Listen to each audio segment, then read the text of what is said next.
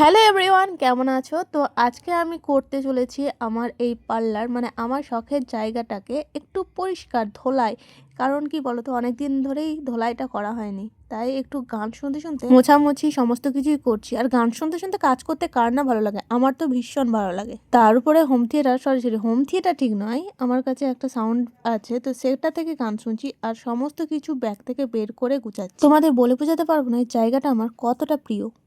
কারণ মন খারাপ হলে এখানে বসে যদি গান শুনি না, মনটা বেশ ভালো হয়। আর সবথেকে মেন ব্যাপার, এখানে আমি যদি বসে থাকি তো পাড়ার সবাই আসে আমার কাছে, যারা ছোট ছোট বাচ্চা আছে অ্যান্ড আমাকে যারা মামি বলে ডাকে, অনেকেই বৌদি বলে ডাকে, দিদি বলে ডাকে, তো তারা এসে কিন্তু আমার কাছে বসে থাকে, মনটা খুব ভালো হয়ে যায়। আর রাতে যখন মনে হয় যে কোনো রকম রিলস বানাবো, তখন তো দেখতেই পাও আমি রাত 1টা 1:30 2টোর মধ্যেও এখানে চলে আসি। নিজের রিলস বানানো, ফটো বাগেরা তোলা, সাজ তো ভীষণ পছন্দ করি, তো এটাই করি।